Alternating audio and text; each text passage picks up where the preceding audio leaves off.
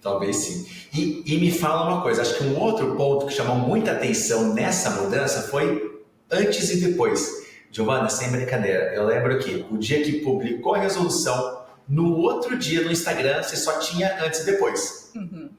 É impressionante, é impressionante. Como que é, me fala assim, como que é essa relação do antes e depois, como que o médico tem que fazer isso assim da maneira certa? Ah, e uma pergunta, né? Então, eu vou deixar você começar com essa, depois eu vou te fazer mais uma pergunta sobre antes e depois. Qual que é o jeito certo de fazer antes e depois? Muitas dúvidas me chegam diariamente do pessoal do marketing, dos meus clientes médicos em relação ao famigerado antes e depois. É o que tem causado maiores polêmicas. E como você bem disse, a maioria está fazendo de forma errada. Já estão fazendo antes do tempo, já estão pulando aí uma etapa e ainda estão fazendo de forma errada. Por que de forma errada? O conselho ele estabelece várias diretrizes para você realizar esse post, né? Colocar ali um antes e um depois. Um deles, o primeiro deles, é que tem que ter uma finalidade educativa.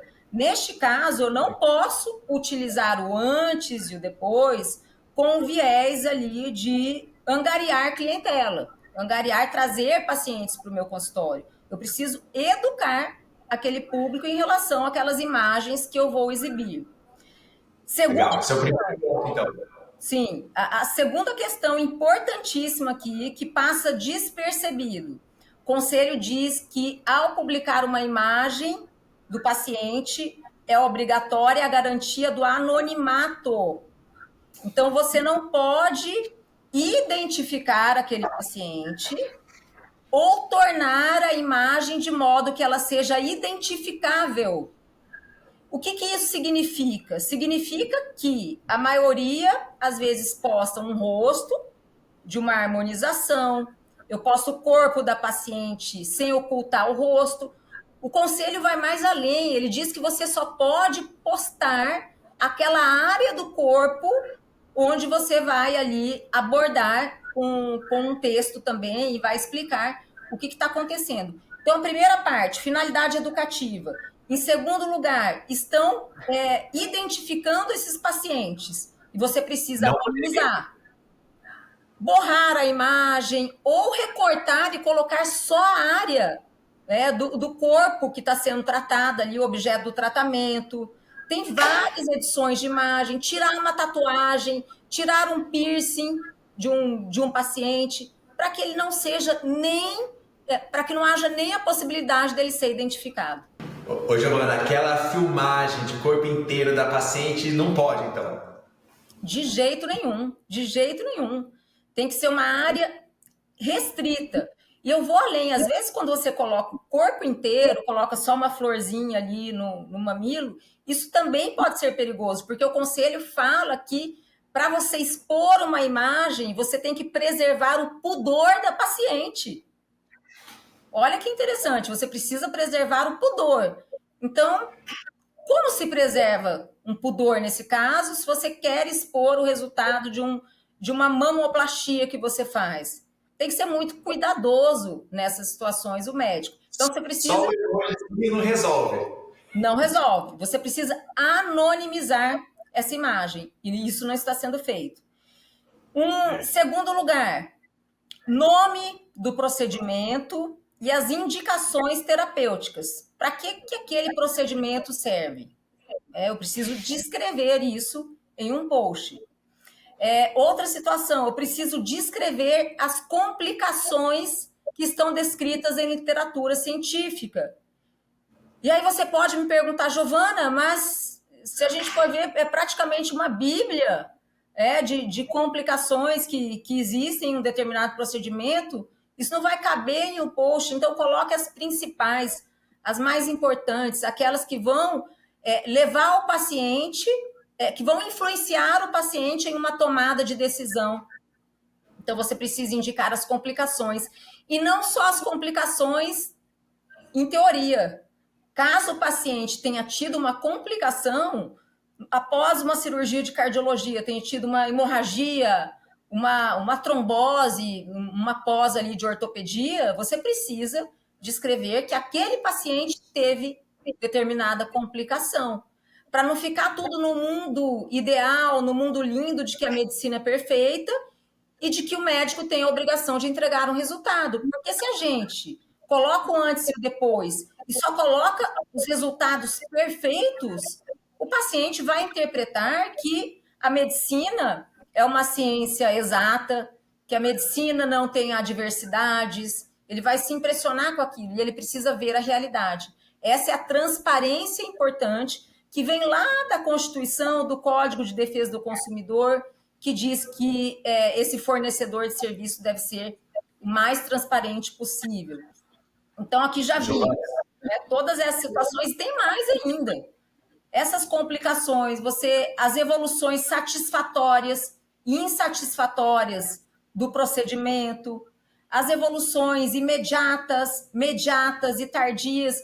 Então, o que eu vejo muito, Edson? Às vezes, em um procedimento, colocar ali, eu coloco um pós-cirúrgico, uma foto do pós-cirúrgico. Só que a foto do pós-cirúrgico ainda não deu tempo do paciente ter uma evolução, de ter talvez uma necrose, de talvez ter um problema ali na cicatrização. É por isso que o CFM diz que você precisa mostrar um banco de imagens, tá? Que vai acompanhar a evolução daquele paciente no tratamento. Então, não é só o antes e o depois, é você mostrar a evolução. A evolução não é tão simples, não é simples, não vai ser simples. Eu vou te falar um negócio, eu não vejo ninguém fazendo isso.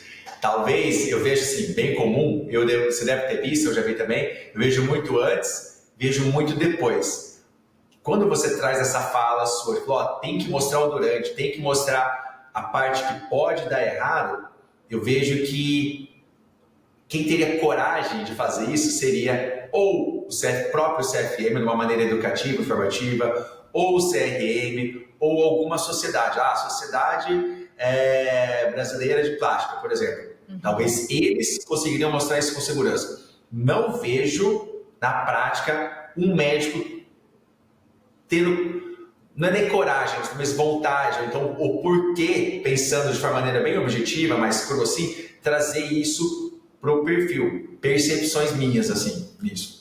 Mas aí que tá. Claro que ele vai mostrar, na grande maioria, os resultados satisfatórios, que não tiveram complicações. Ou ele pode mostrar também, que é interessante, que aquele resultado, ele foi favorável, o desfecho foi favorável, mas teve uma complicação.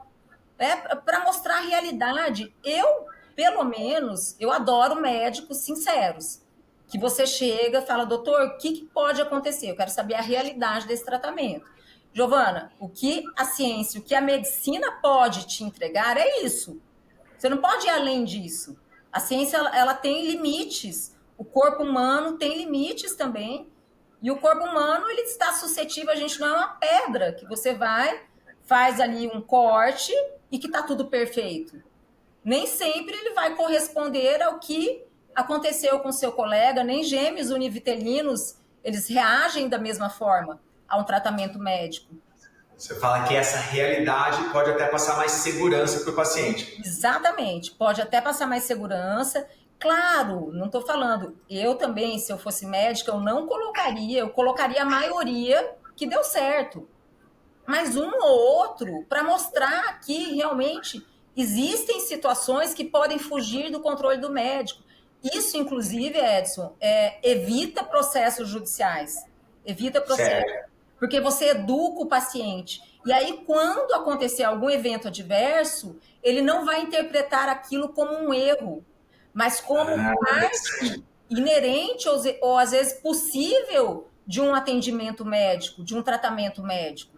Isso é muito bacana. Eu gosto muito dos médicos que passam uma lealdade, uma segurança e que te... Poxa, bem interessante. Aprendi duas coisas com você agora. Uma questão de realmente mostrar esse outro lado pode trazer mais segurança para o paciente, e o outro ponto, que você mostrando esse outro lado, eventualmente você está educando, informando o paciente, e se surgir uma eventual complicação de alguma maneira, você já tem mais um argumento, mais um elemento, uma e uma defesa que você possa precisar, né? Mais uma Até de defesa. forma pública.